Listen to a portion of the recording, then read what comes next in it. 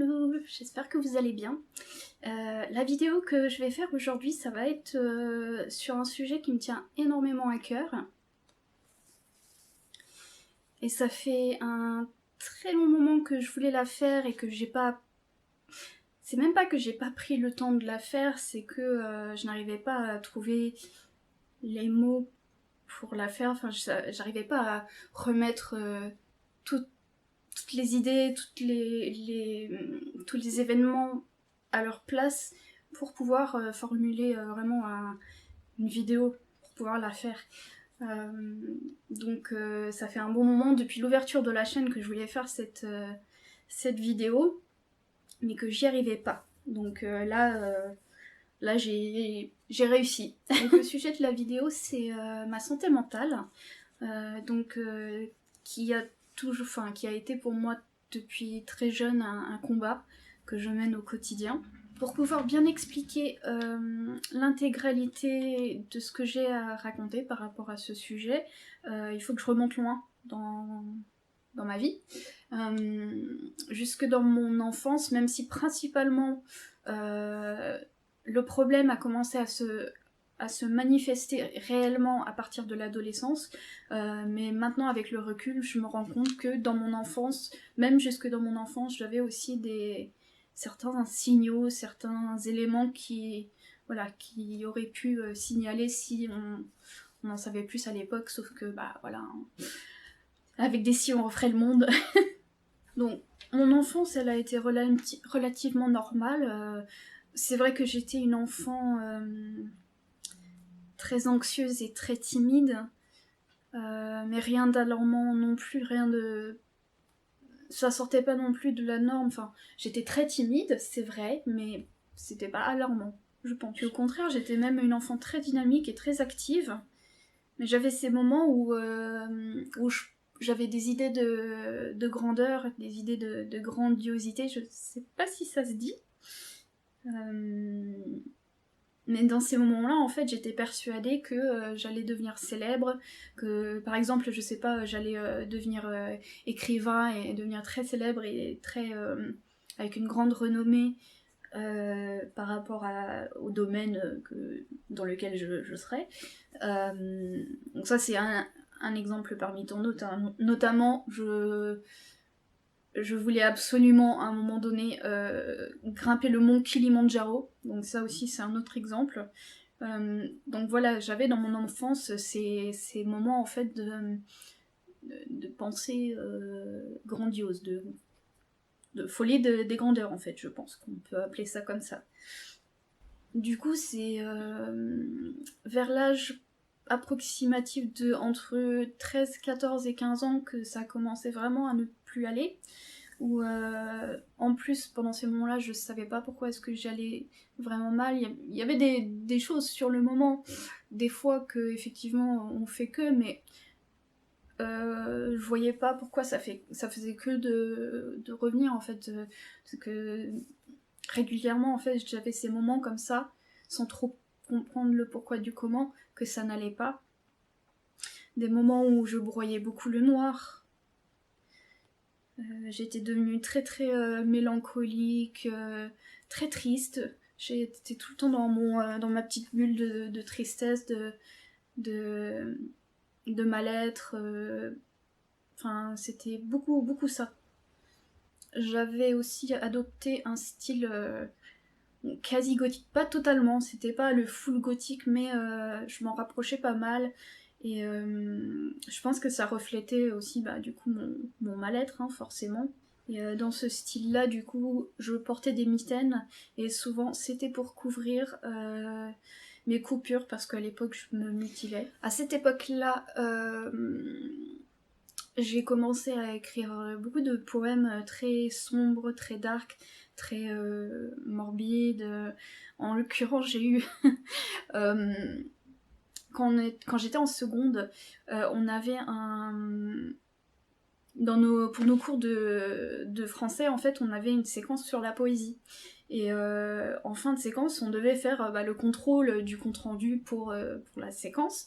Et il fallait du coup écrire un poème. Et du coup, le mien, quand le prof a rendu les copies après les avoir notées, il m'a rendu la mienne et devant toute la classe, il m'a demandé si j'avais les antidépresseurs pour aller avec mon poème. Il était très très dark, ça parlait d'un suicide.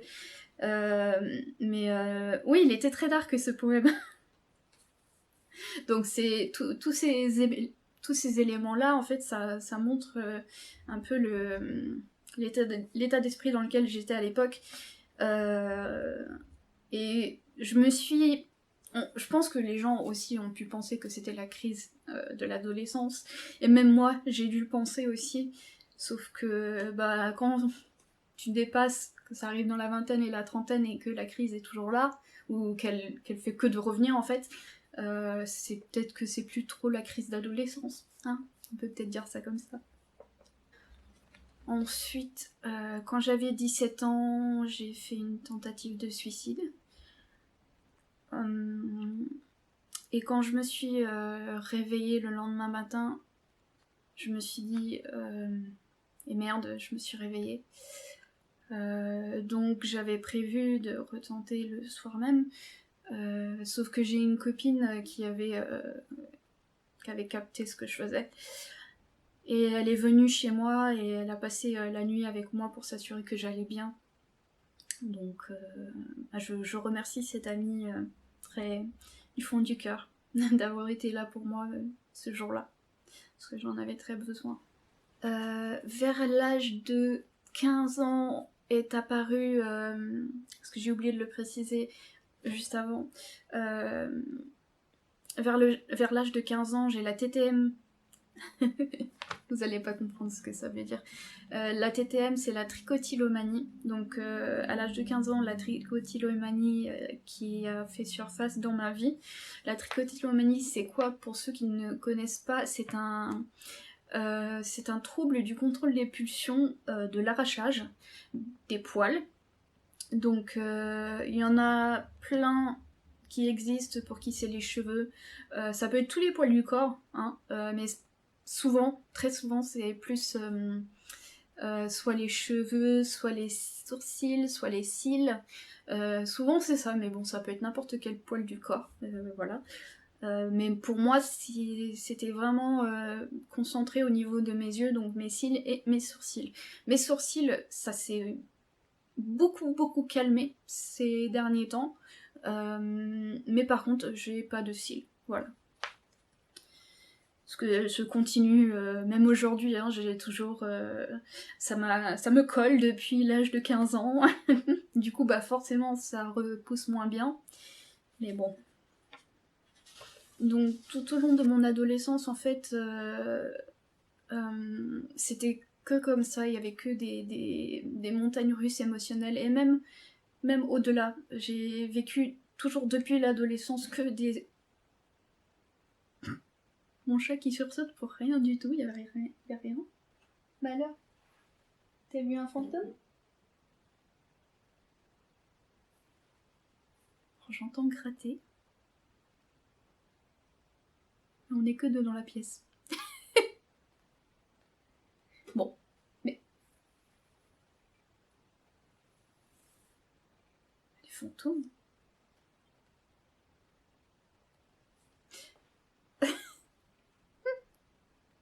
Donc ouais, tout au long de mon adolescence, et même depuis, hein, on va pas se leurrer, ça a continué à être comme ça, que je ressentais que des périodes de montagnes russes comme ça, avec des très bas. Et comme si régulièrement, plein de fois dans l'année, en fait, je tombais dans des gouffres comme ça, et que ça finissait par passer, mais le gouffre, il est bon, forcément, il y avait des fois où c'était plus profond, plus fort que d'autres, mais n'empêche que le problème était toujours là. Donc je souffre aussi d'une hypersensibilité et donc aussi d'une hyper amourité. Non, ça c'est pas un mot. De l'hyperamour. On va dire ça comme ça.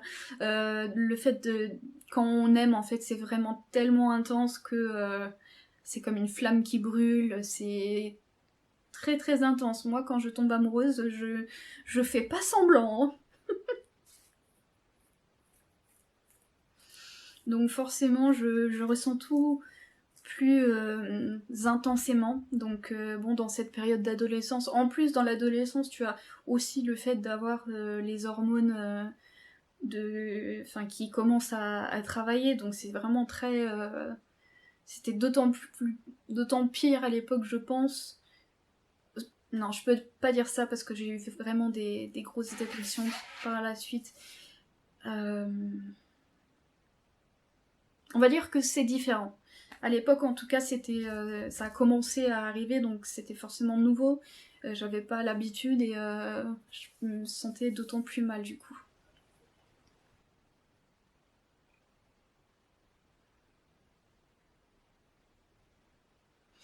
Et forcément, du coup, pas l'hyperactivité, l'hypersensibilité, forcément, bah, elle amplifie tous les sentiments, que ce soit négatifs ou positifs, donc ça fait que c'est encore pire.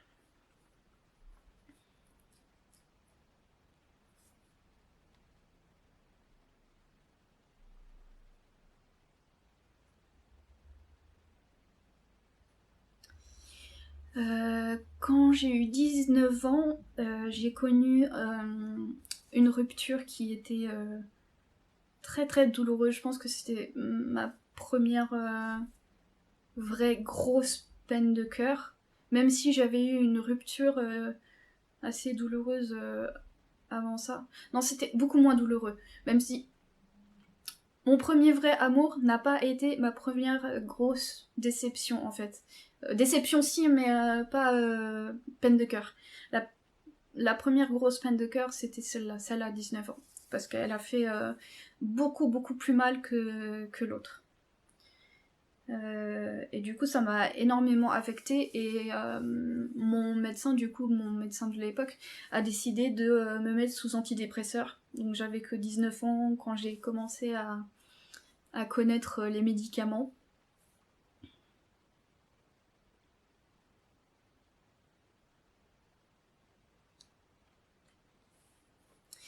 Ensuite, à 22 ans, j'ai commencé une formation par alternance dans le domaine du bar.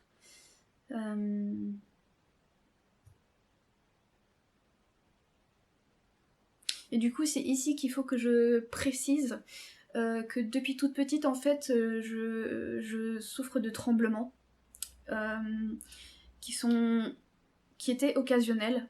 Et c'est devenu un problème en fait dans ce que je vais vous raconter après.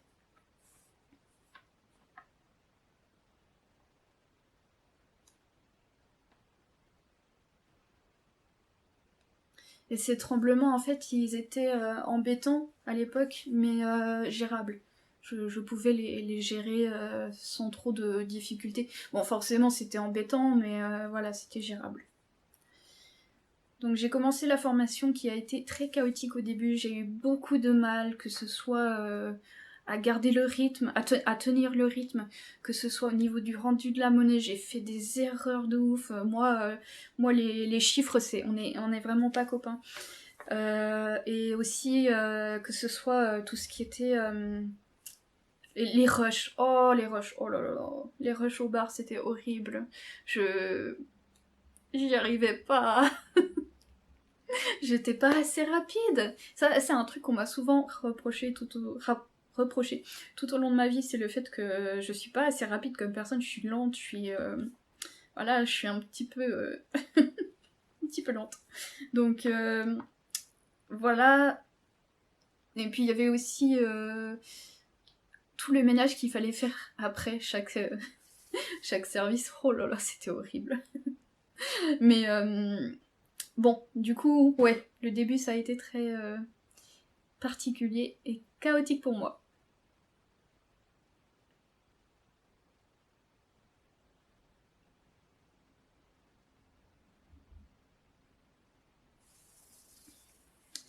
Mais au bout d'un moment, j'ai commencé quand même, ça commençait à aller mieux.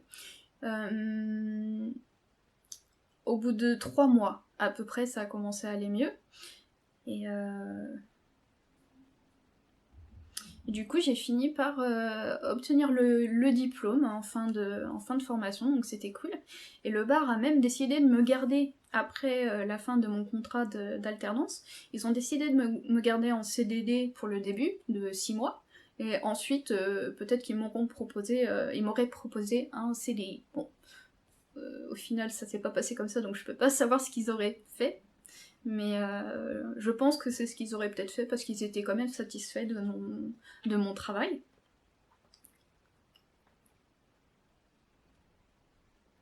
Mais bon, ça s'est pas passé comme ça. Au final, au bout de 1 mois, mes tremblements se sont intensifiés à un point où presque du jour au lendemain, je n'étais plus capable de servir les clients. À cause de mes tremblements, ils étaient devenus trop intenses. C'était devenu ingérable en fait. Ouais, c'est le mot.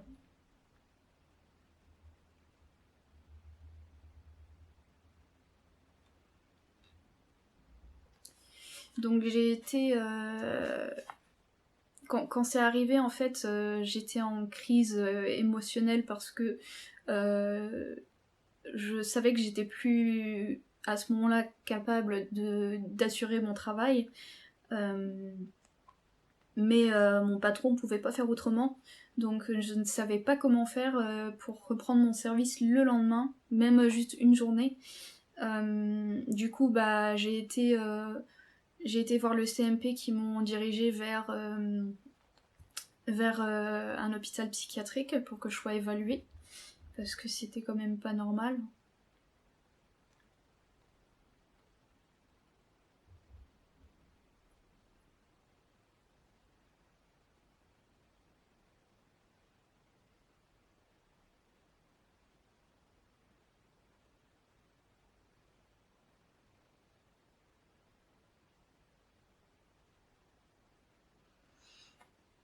Mais malheureusement, cet hôpital n'a pas pu m'aider, ils m'ont pas trouvé de pathologie, donc ils m'ont envoyé plutôt vers un centre pour jeunes en crise, sauf que bah cet endroit, j'ai vraiment pas aimé, c'était pas genre je faisais un caprice, c'était vraiment mon corps refusait, refusait cet endroit, et j'ai pleuré presque du moment où je suis rentrée dans cette structure jusqu'à ma sortie, et je suis sortie le plus vite possible. Je crois que je suis restée que 24 heures, parce que vraiment je ne supportais pas. C'était pas possible pour moi de rester là-bas.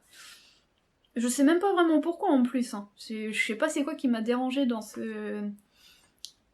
cette structure, mais il y a quelque chose qui est pas passé.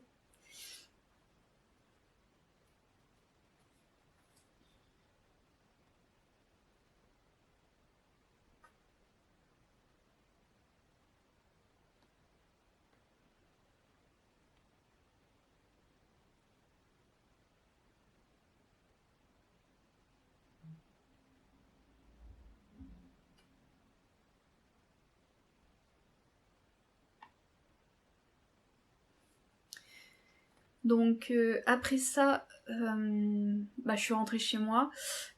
J'ai été mise en arrêt maladie pendant 3 mois. Je crois que c'était 3 mois. Ouais, je crois que je suis restée en arrêt maladie pendant 3 mois. Mais au bout des 3 mois, en fait, je voyais pas comment est-ce que j'allais... Je me voyais pas aller mieux bientôt. Et du coup, je voulais pas pénaliser mes employeurs pour mes soucis de santé. Donc voilà, je leur ai expliqué le problème et puis on a fait une rupture à l'amiable du contrat. Et voilà, donc j'ai arrêté de travailler là-dedans à cause de ça. À cause des tremblements, hein, du coup, mais donc voilà. Dès que je suis rentrée chez moi, en fait, enfin, pas dès que, je ne sais pas, mais à la suite de ma sortie de ces structures, je suis restée chez moi et je suis tombée dans une très très profonde dépression qui a duré 9 mois. Donc je suis restée pendant 9 mois vraiment brouillée du noir, à être vraiment pas avoir d'énergie, enfin vraiment au bas, tout au fond quoi, vraiment tout au fond, pendant 9 mois. Et j'ai eu tout un tas de médicaments à prendre pour essayer d'aller mieux, mais bon, rien ne fonctionnait correctement. Et puis depuis le bar, j'ai pas réussi à avoir un emploi vraiment stable. J'ai fait des petites missions d'intérim, mais vraiment toutes petites, genre pas plus de 15 jours. Et une fois par an. Et à part ça, j'ai été 2 fois à mon compte, mais les 2 fois, ça n'a pas vraiment fonctionné. Je me suis jamais réellement fait beaucoup d'argent. Et surtout pas suffisamment pour sortir de mes dépenses d'entrée, enfin que j'ai dépensé pour pouvoir ouvrir. Donc c'était vraiment pas top. Et à part ça, j'ai jamais réussi depuis le bowling, c'était un bowling en fait, depuis le bar, à avoir un emploi stable et régulier. J'y arrive pas, je me sens pas capable, surtout avec mes tremblements, ça, bon, peut-être ce sera... Vous en parlerez peut-être à un autre moment, mais voilà. Et ce, en 10 ans quand même, hein. Donc j'ai arrêté au bowling, je crois que c'était fin 2012. Ouais, que j'ai été en HP, c'était fin 2012. Et on a rompu le contrat en janvier 2013, un truc comme ça. Donc en 10 ans, j'ai pas réussi à me reconstruire. Donc je pense que c'est aussi une preuve qu'il y a quelque chose de plus derrière tout ça en fait. Et je précise aussi que quand j'étais au collège, même à l'époque, donc quand j'avais aux alentours de 15 ans, j'allais déjà voir l'infirmière du collège pour parler parce que ça n'allait vraiment pas dans ma tête. Et même à l'époque, je voulais m'en sortir, je voulais pas me laisser abattre, je voulais vraiment aller mieux, même à l'époque. Même quand ça a commencé, quoi. Donc ça aussi, c'est une preuve que je veux. Je suis volontaire, c'est juste que je trouve pas les solutions. Donc ensuite, quand j'avais 22 ans, j'ai commencé à aller au CMP. Donc j'ai été suivie par une infirmière en santé mentale. Et depuis, j'ai vu de manière assez régulière 4 psychologues différentes. Et j'ai parlé à 3 psychiatres différents. Dont celle qui me suit actuellement. Du coup, je souffre aussi beaucoup d'insomnie, parfois d'hypersomnie. Donc hypersomnie, c'est l'inverse d'insomnie, c'est quand tu dors de trop. Et d'angoisse aussi. Les angoisses, j'ai eu des angoisses accablantes pendant très très longtemps. D'ailleurs, mon médecin m'a toujours dit que mes tremblements étaient des crises d'angoisse. Alors que apparemment pas du tout. Enfin, ça, encore une fois, je l'ai dit tout à l'heure, je reviendrai sur mes tremblements à un autre moment, peut-être en fin de vidéo, je sais pas, mais je vous en reparlerai, parce que du coup, là, ça laisse des blancs, parce que je peux pas vous expliquer. Du coup, c'est aux alentours de mes 24-25 ans que j'ai finalement été voir mon médecin traitant pour avoir des médicaments pour le sommeil parce que j'étais dans une période où je n'arrivais pas à dormir, c'était horrible. J'étais épuisée, j'étais au bout de mes forces et c'était vraiment horrible. Donc j'ai craqué parce qu'à la base je voulais pas avoir des médicaments parce que l'expérience que j'avais eue auparavant avec les médicaments, ça me convenait pas, donc je voulais pas.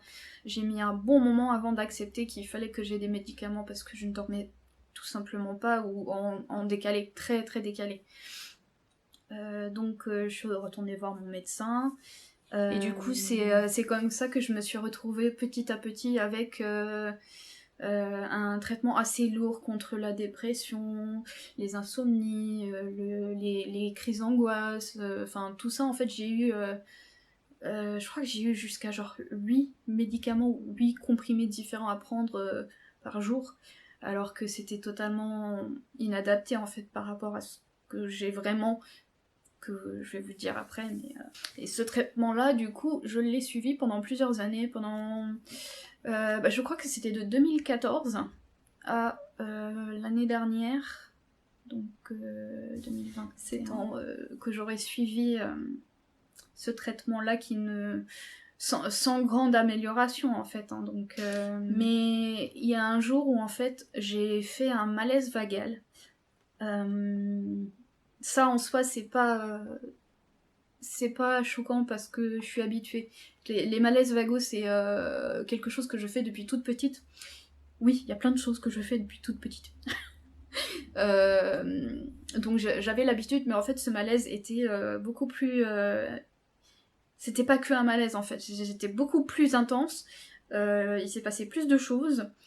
Et c'était juste au-delà du niveau d'un malaise en fait. Donc c'était pas comme d'habitude. Donc ce qui s'est passé en fait, c'est que ce malaise en fait j'ai fait une EMI. Pour ceux qui ne savent pas, une EMI, c'est une expérience de mort imminente. Pendant cette EMI, en fait, je me suis littéralement sentie mourir. On m'a accordé une vue de l'au-delà. En fait, j'ai pu voir ce qu'il y avait de l'autre côté. C'était très très intense. Et donc, je suis revenue à moi. Et pendant un mois après, j'étais dans un état d'euphorie très intense où je voulais absolument écrire un livre sur l'expérience. J'étais revenue avec une raison de vivre entre guillemets. J'étais devenue une messagère de la paix.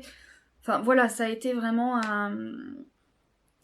quelque chose de très très intense et ça peut vous paraître dingue ou vraiment impossible, ça peut peut-être vous paraître impossible dit comme ça, mais voilà, ça m'est arrivé. Je sais pas quoi vous dire d'autre, j'étais vraiment de l'autre côté et je suis revenue. Mais du coup forcément, j'en ai parlé à ma psychologue. Quand ça s'est passé, en fait, j'ai tout... une des premières choses que j'ai fait en rentrant chez moi après, c'est de tout écrire, d'écrire ce que j'ai vécu. Et j'ai envoyé ça à ma psychologue.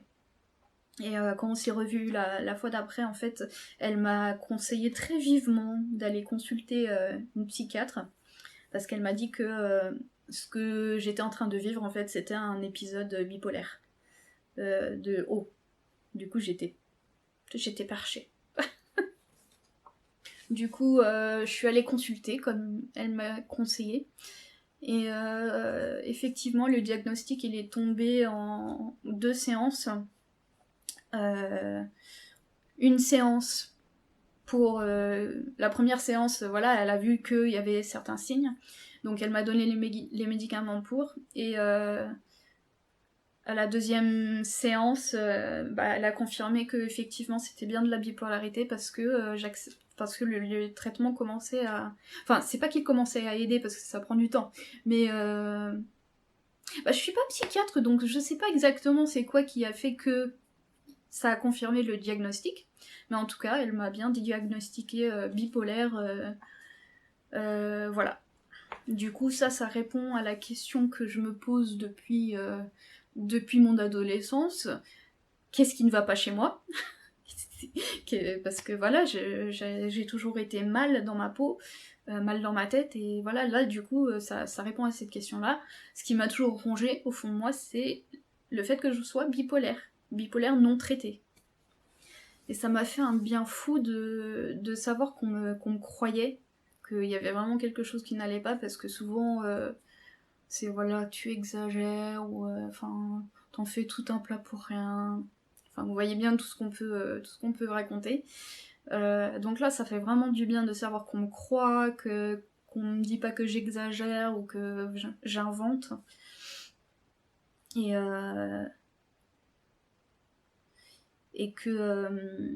de savoir en fait que c'est bien une maladie que j'ai et que ça se soigne surtout, de savoir que ça se soigne, ça c'est j'y croyais pas en fait. Même quand j'avais le traitement, même maintenant, en fait, j'y crois pas. Parce que j'ai toujours peur que... que ça revienne et que je refasse une phase basse. Enfin, j'ai peur. Parce que j'ai toujours vécu avec. Donc j'ai peur que... Mais bon, pour l'instant, je croise les doigts, ça se passe bien. Donc voilà. J'ai toujours été en quête de ce qui n'allait pas en moi, comme j'ai dit tout à l'heure. J'ai toujours recherché la preuve. La preuve en est, même au collège, j'allais voir l'infirmière du collège. Pourtant, elle pouvait rien faire pour moi. Hein. C'est juste une infirmière de collège qui était habilitée à donner des pansements sûrement ou des Doliprane. Mais elle était gentille et du coup elle m'a dit que je pouvais venir la voir pour parler parce que des fois rien que parler ça peut évacuer les choses, faire aller mieux.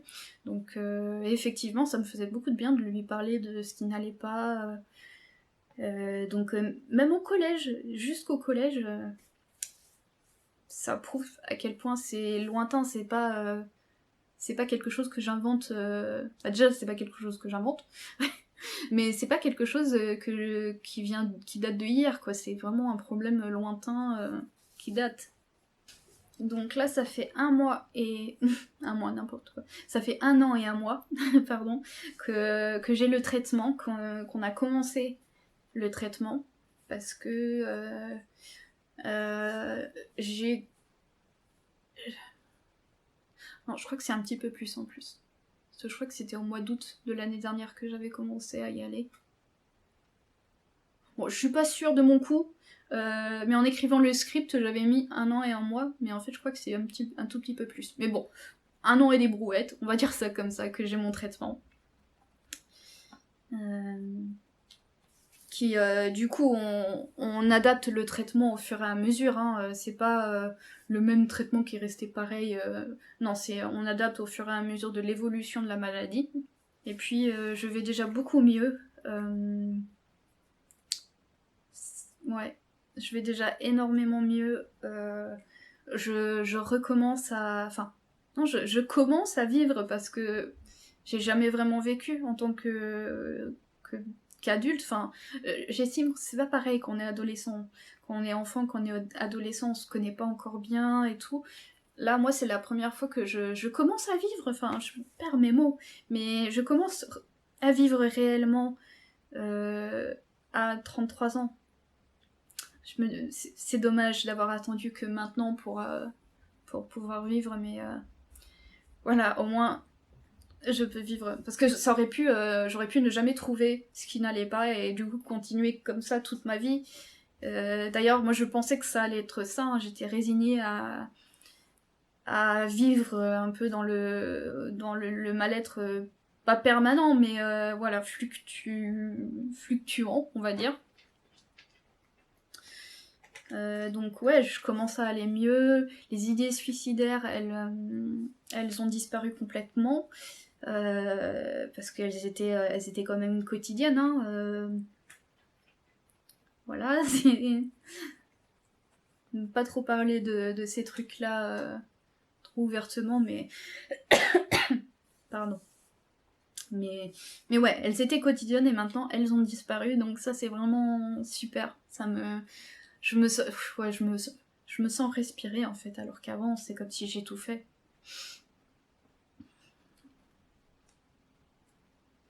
Mon sommeil il revient petit à petit, lentement à la normale, parce que avec la bipolarité en fait, comme j'ai dit hein, avant, il y a des insomnies et de l'hypersomnie.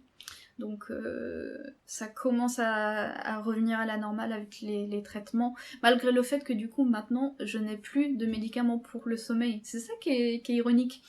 Pendant longtemps j'ai eu des somnifères sur somnifères sur somnifères, plus les trucs anti-stress, donc qui sont censés décompresser le corps, etc.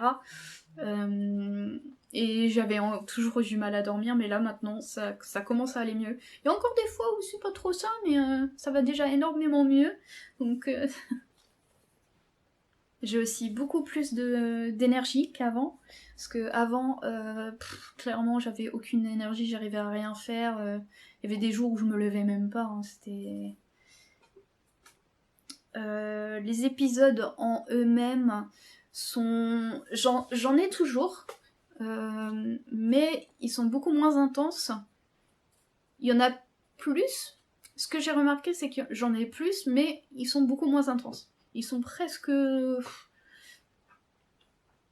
Voilà. Je sais pas trop comment expliquer plus, mais... Alice, tu arrêtes. Mais voilà, ouais, les épisodes en eux-mêmes sont beaucoup moins intenses, donc je pense qu'on va encore modifier un petit peu le traitement, et peut-être que ça va disparaître complètement. C'est le but, normalement, de faire disparaître complètement les phases, les épisodes. Mais j'ai vraiment du mal à réaliser ce qui m'arrive, parce que j'ai tellement vécu avec ce problème-là que quand on s'habitue à quelque chose, même quelque chose de très négatif, on ne sait pas forcément vivre sans, si on n'a jamais vécu sans. Donc là, oula.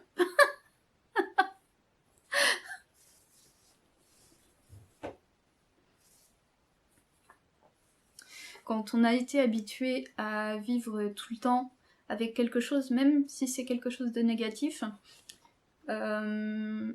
vivre sans, ça peut être compliqué, en fait. C'est bizarre dit ça, surtout quand il s'agit de quelque chose de mauvais. Mais ouais, ça peut parfois être compliqué de vivre sans. Et du coup, en quelque sorte, moi j'ai un peu du mal parce que je m'attends à ce que j'ai une phase basse qui apparaisse et qui casse un peu la bulle en fait, c'est qui perce la bulle. J'ai peur, ouais, j'ai peur de retomber. Parce que, comme on dit, plus on est bien, plus la chute, elle est difficile, tu vois. Enfin, vous voyez. Mais bon, je pense que je réaliserai avec le temps, quand vraiment ça ira complètement mieux.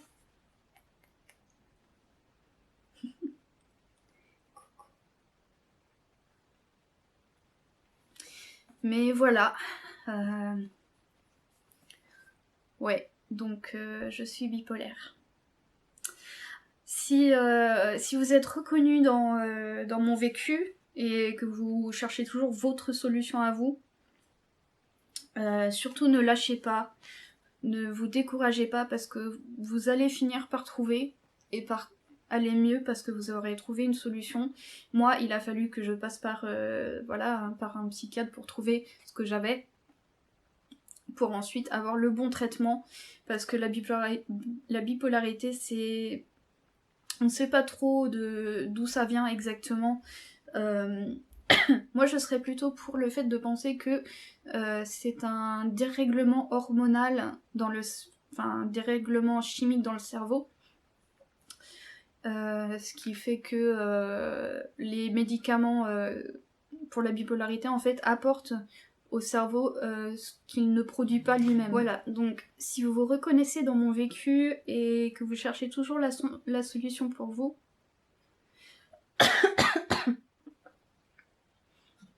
la seule chose que je peux vraiment vous conseiller, c'est de ne pas lâcher l'affaire, de vraiment continuer à vous battre, parce que c'est important.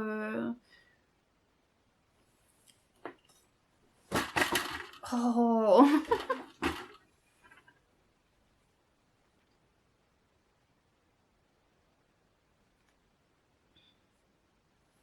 Ouais, continuez à vous battre, ne le lâchez pas, ne baissez pas les bras, et tôt ou tard vous allez finir par trouver la solution qui vous correspond. Et donc je disais que oui, la bipolarité, le traitement qui correspond à la bipolarité va apporter en fait dans le cerveau des choses chimiques que le cerveau ne produit pas lui-même. Moi je pense que c'est ça. Mais voilà, on n'est pas sûr à 100% Qu'est-ce qui cause la bipolarité? Je pense qu'il y a aussi une part de génétique, parce que je pense qu'il y a des cas de bipolarité dans la famille du côté de mon père, mais je ne peux pas en être sûre. Personne n'a été diagnostiqué à ma connaissance en tout cas, mais en connaissant les cas, en connaissant les personnes, c'est fort possible. C'est fort possible que c'était le cas. Mais que voilà, avec la famille, ma famille c'est un peu compliqué, donc j'ai pas moyen de vérifier. On va dire ça comme ça. Alors j'espère que vous serez indulgents avec moi sur cette vidéo, parce que ça a été compliqué à faire. Restituer tous les événements qui se sont passés dans le temps, mettre des mots sur tout ça, c'est vraiment pas facile, donc voilà, j'espère que vous serez indulgents. Surtout si ça paraît dans la caméra que voilà, je lis et tout, c'est parce que c'est le cas. J'ai scripté. Pour une fois, j'ai scripté. Et c'est la première fois que je réussis, entre guillemets, réellement à suivre un script, sans pour autant que ça paraisse que je lis. Mais je pense que c'est pas totalement réussi. Je pense qu'on voit... Je pense qu'on voit que je lis à certains moments. Mais voilà. Tout ce que je peux vous dire, c'est que j'ai fait de mon mieux. Et que j'ai l'impression, juste comme ça, que ça s'est mieux passé que les autres fois. C'est tout ce que je peux vous dire. Petit aparté, surtout si vous avez ce genre de mots psychiques, psychologiques, voilà, qui vous compliquent votre vie quotidienne, qui sont là au quotidien surtout, et dont vous souffrez quasiment au quotidien,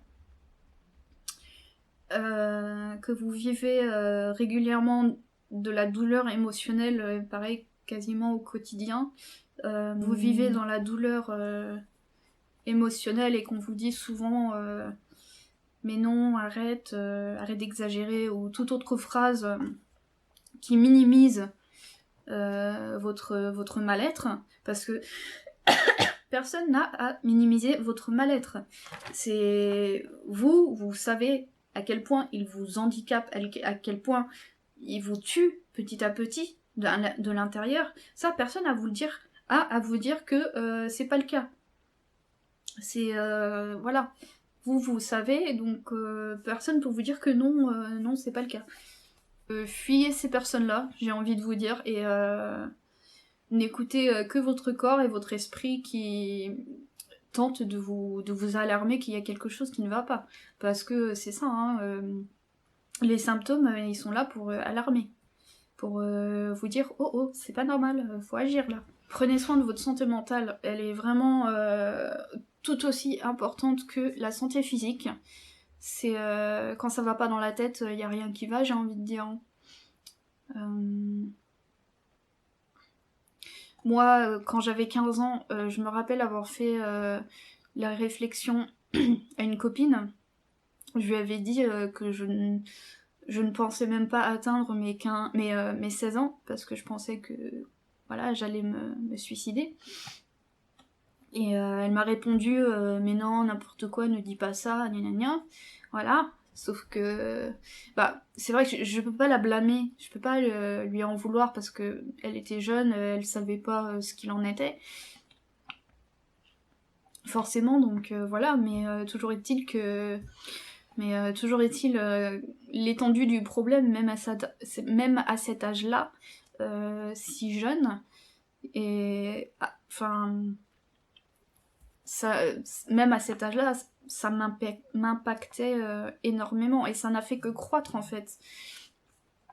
Même si je ne saurais pas dire en fait, ce que j'ai mentionné en début de vidéo, que c'était pire à l'époque, mais en fait je peux pas dire que c'était pire pendant ma vingtaine ou pendant l'adolescence. Je pense que c'était juste différent. Il y avait des aspects différents. Ça a été différent à des âges différents, et donc bon, je ne sais pas lequel est pire en fait. Donc bon, je peux pas comparer. Voilà. Bon. j'ai envie de parler un petit peu de mes tremblements. Là, j'ai pas du tout scripté cette partie-là, ça m'est venu comme ça. J'ai eu envie d'en parler. Donc, ça faisait des années que donc mon médecin traitant me donnait des anxiolytiques et tous les autres médicaments qu'il me donnait, mais là, du coup, je parle des anxiolytiques parce que ça a un rapport. Il me les donnait parce qu'il m'a toujours dit que mes tremblements, c'était des crises d'angoisse. Donc, il me donnait des anxiolytiques pour les angoisses. Sauf que là, ça fait quelques jours, du coup, que j'ai été voir une neurologue parce que, en fait, je pense au final pas que ce soit des crises d'angoisse. Donc, on m'a dirigé, voilà, vers une neurologue pour voir si ça vient d'autre chose. Et effectivement, elle m'a dit que c'était sûrement des tremblements essentiels. Donc ça, en fait, c'est une pathologie à part, une pathologie neurologique à part de ma bipolarité ou de crise d'angoisse, voilà. Et du coup, il faut que j'en parle à mon médecin et à ma psychiatre pour qu'on change un petit peu mon traitement pour adapter, pour voir si c'est pas un médicament qui... Bon, pas qu'il le cause parce que ça arrive depuis que je suis toute petite, mais peut-être que j'ai un médicament qui l'empire, donc voilà, faut qu'on voit à ce niveau-là. Et si rien ne fonctionne, si je suis toujours aussi handicapée à cause de ces tremblements, parce que c'est un réel handicap, il y a beaucoup de choses soit que je ne peux pas faire, soit ils sont devenus très très compliqués pour moi. Du coup, dans ce cas-là, il y a une opération du cerveau qui existe, hein, qui apparemment est assez simple à réaliser et qui est efficace dans le cas de ces tremblements-là. Donc voilà, je voulais en parler parce que ça fait aussi partie de soucis de santé que je peux avoir. Et c'est aussi quelque chose que je traîne depuis toute petite et qui m'a handicapée pendant toute mon adolescence aussi, parce que ça a joué sur mes cours de musique, parce que quand j'étais au collège, il fallait jouer de la flûte. Non, je n'y arrivais pas, c'était pas possible, j'y arrivais pas. Du coup, j'avais des mauvaises notes et la prof, elle pouvait pas me voir parce qu'elle pensait que je travaillais pas.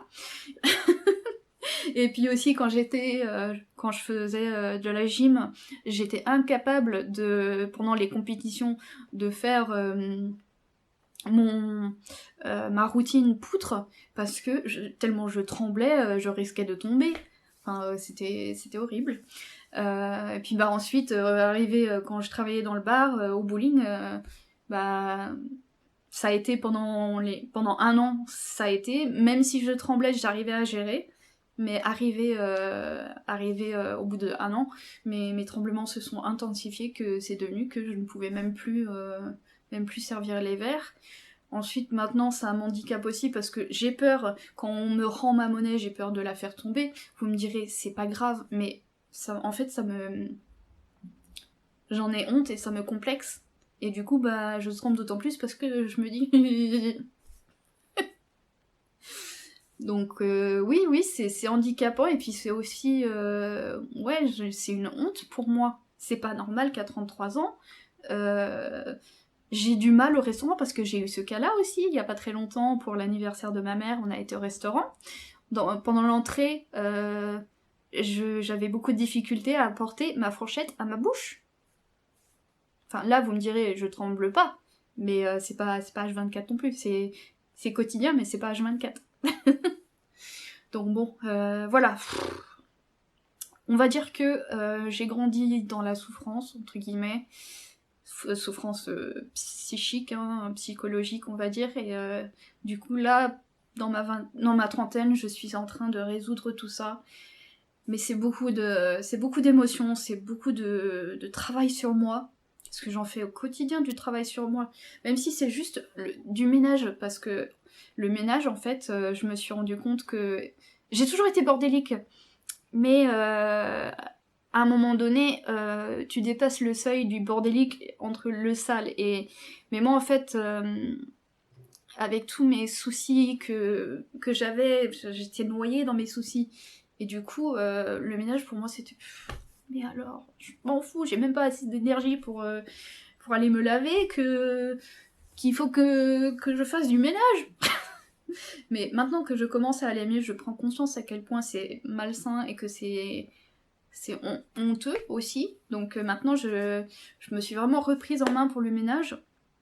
Et ça fait partie des choses sur lesquelles je travaille sur moi, parce que c'est important de vivre dans un environnement sain pour gérer sa bipolarité. Parce qu'il faut que tu te sentes bien dans ton environnement pour pouvoir... voilà, il faut que ce soit sain. Et c'était pas le cas. Donc je travaille beaucoup sur le fait de rendre ça sain, que ce soit mieux pour moi, pour que je puisse continuer sur la bonne voie. Et du coup, j'en fais un peu tous les jours. Voilà. Bon, j'ai l'impression que cette vidéo, elle est un peu farfelue, mais il fallait que je la fasse. Et j'ai fait du mieux que je pouvais. J'avais vraiment envie de la faire depuis le début, mais je savais vraiment pas comment. Donc il m'a fallu longtemps. Mais bon, maintenant c'est fait. J'espère que vous me jugerez pas sur ça. Parce qu'il y a certains éléments, c'est vrai que je pourrais comprendre qu'on pourrait juger, mais... voilà, j'espère que vous serez indulgents, j'espère que cette vidéo, bien qu'elle ne vous apprenne, elle vous sert à rien à vous, mais moi, elle me sert beaucoup. Donc voilà, je vais juste me contenter de dire merci d'avoir regardé, merci pour votre indulgence, et je vous dis à la prochaine fois pour une prochaine vidéo. Je suis désolée si je n'ai pas un rythme très... j'ai pas une cadence de vidéo très... voilà, à cause de justement... Je suis tellement dans mes soucis que tous les jours je fais du ménage et je suis toujours occupée en fait, et du coup j'ai du mal à me construire un rythme. Mais quand ça ira, d'autant mieux, je pense que j'arriverai plus à caler un rythme de vidéos. Parce que je vois les youtubeurs, notamment j'ai une amie qui s'est lancée il y a pas très longtemps, bon il y a quelques mois maintenant, mais il y a pas très très longtemps non plus, et sa chaîne elle a déjà super bien évolué, elle est déjà rendue à plus de 200 abonnés, ce que je trouve absolument fantastique pour elle en si peu de temps, sachant que moi ma chaîne... je l'ai ouverte, je sais même plus, je crois qu'il y a plus de 2 ans, et j'ai que 10 abonnés. Mais ça c'est parce que je ne fais rien pour. Je fais rien pour... Parce que moi je suis pas tout à fait prête pour que les gens ils regardent régulièrement ma chaîne en fait. J'ai besoin de poster quelques vidéos, voilà, d'évoluer moi-même, et puis ensuite ça viendra par la suite, mais je suis pas tout à fait prête. Voilà, donc merci d'avoir regardé, et je vous dis à la prochaine fois.